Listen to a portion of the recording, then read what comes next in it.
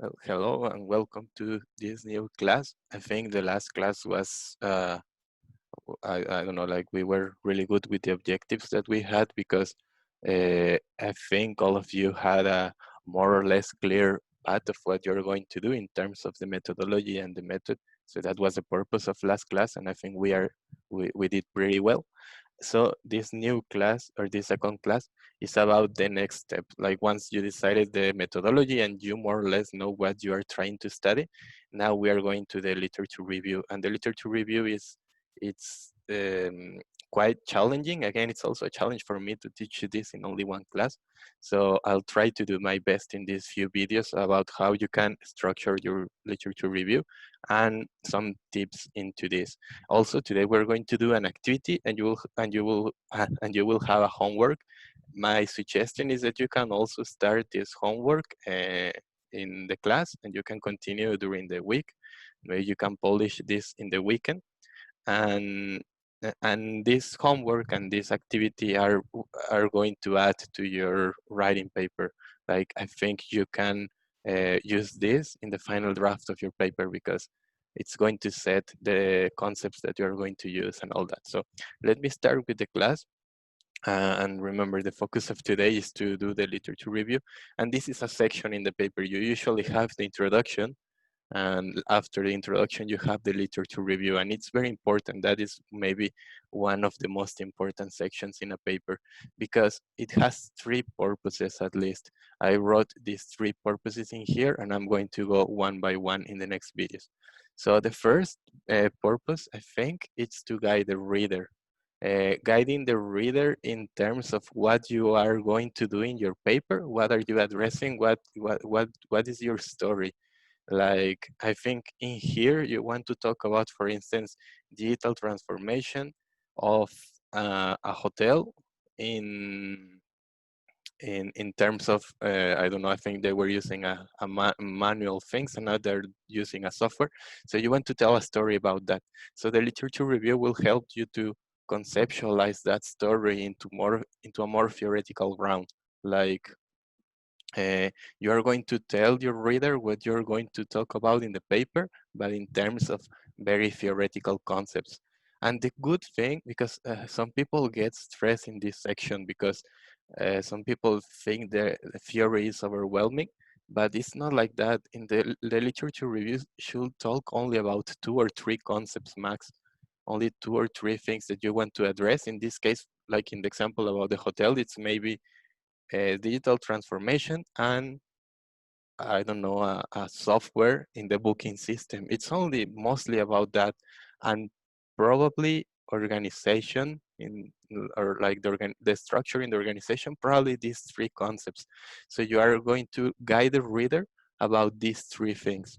Like I'm going to talk about digital transformation in terms of software implementation, and I'm going to talk about its effect on the structure of the organization. As simple as that.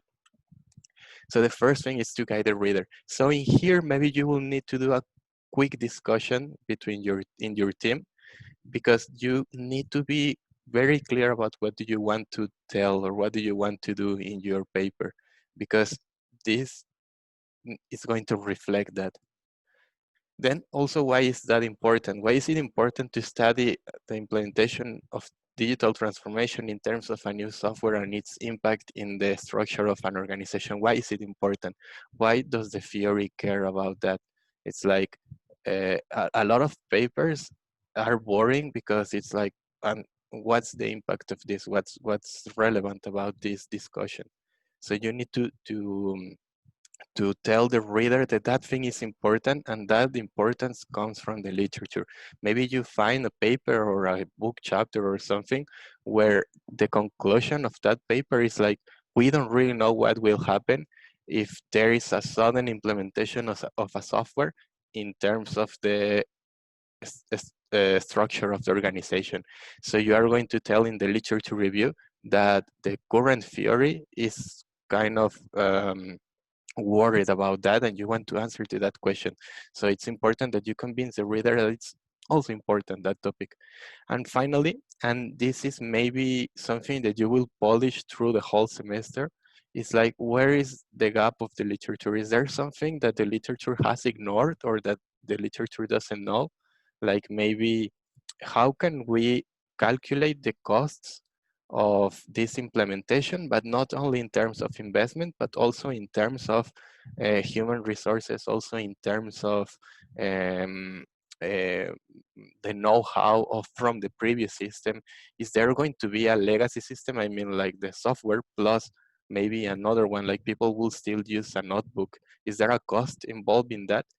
And maybe the literature doesn't know about that. Maybe there is nothing written already about accounting for a legacy system or accounting for having two systems, the new software and the other one.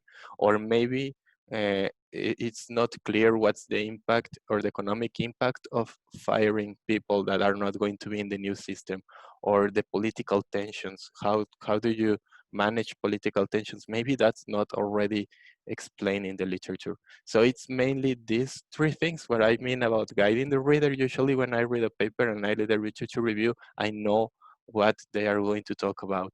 Not in terms of the empirics of the data, that's something very important. In this section, you don't talk almost nothing about the data or the real life case. You only talk about concepts theoretically.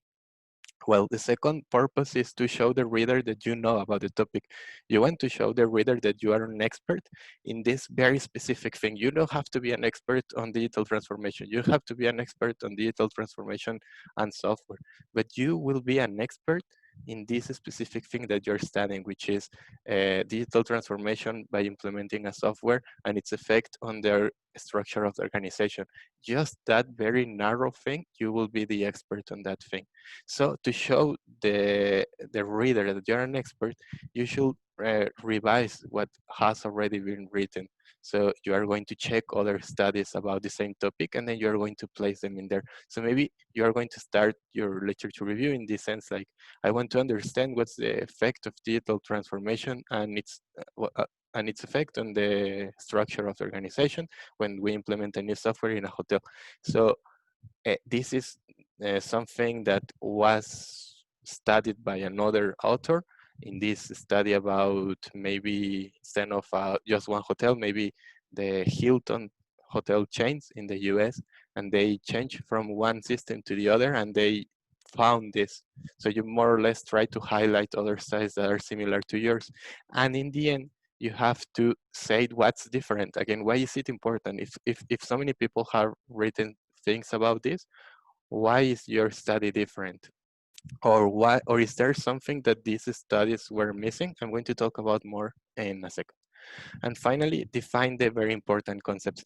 Uh, the first the first class that I took about this, about theory, I think that professor used this as number one, define the concepts.